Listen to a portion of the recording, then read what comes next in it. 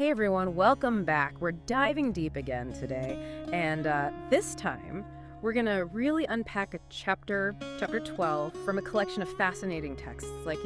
We're extracting the pure essence of knowledge. You get those key insights, those aha moments, without having to go through the whole thing yourself. Right, exactly. It's about that curated wisdom, those gems that you really want to take away.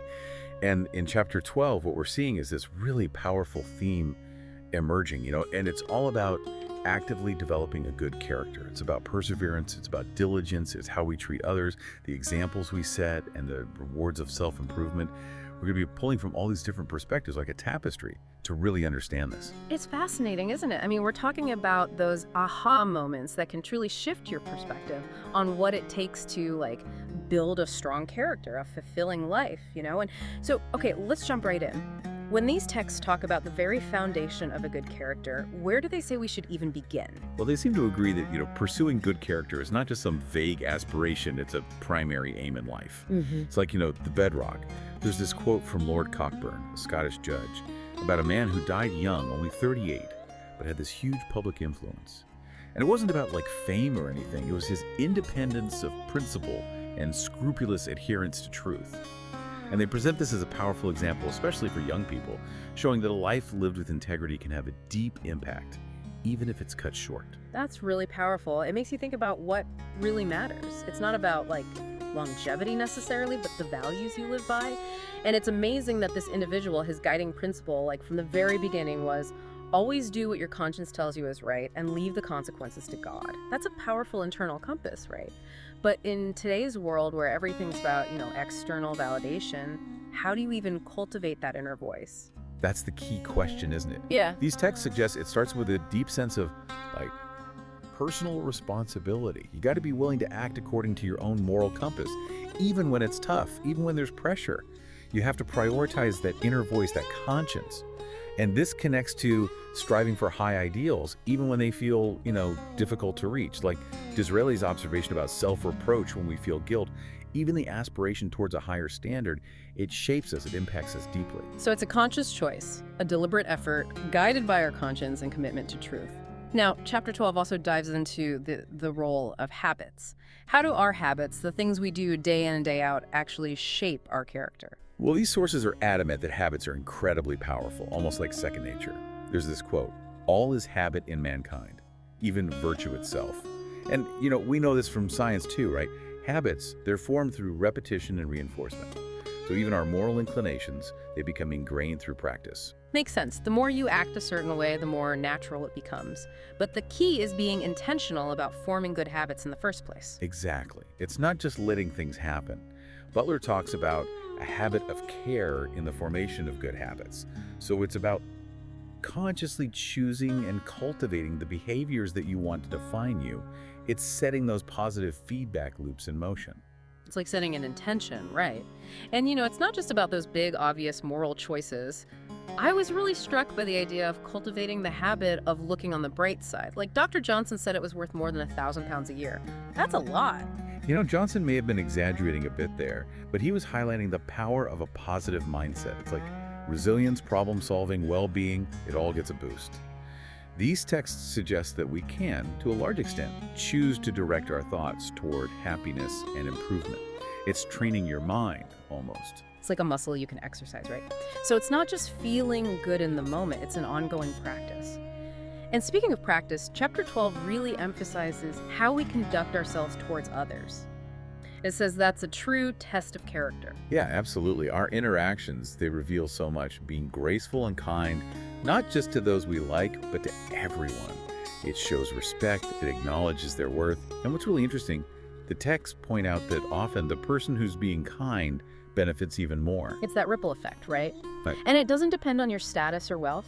The text says we can all be self-educators in good behavior. Civility and kindness, they're choices we can make. It democratizes good character, right? It's available to all. There's this beautiful analogy comparing gentleness to the silent influence of light. It's subtle, but it spreads and impacts everything. And then there's the discussion about little courtesies, those small acts of kindness that we often overlook.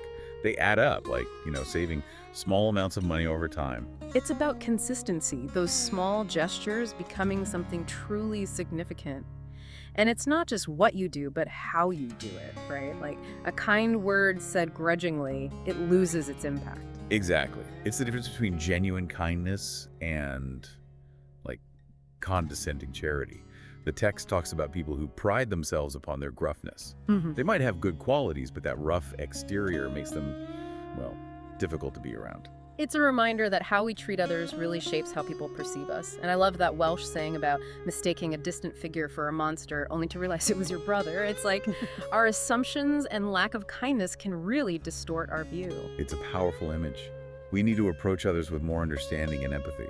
And the text makes this point that true politeness, it comes from within, from right-heartedness and kindly feelings.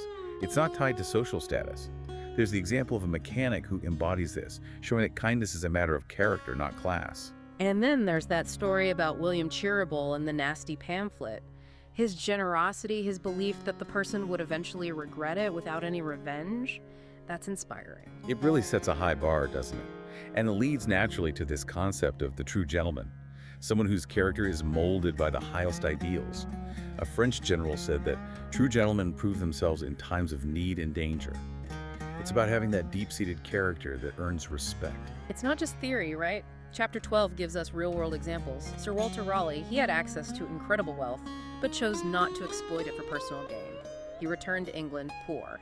That's integrity. Absolutely. It shows choosing principle over profit. And then there's the Marquis of Wellesley refusing a huge gift, saying it compromised his independence of character and proper dignity. These examples show commitment to something higher than just personal gain. And it's not just famous people either. Those deal boat men risking their lives to save a ship's crew in a storm, that's incredible courage. Right. And then those English workers in Paris respectfully following a pauper's funeral procession.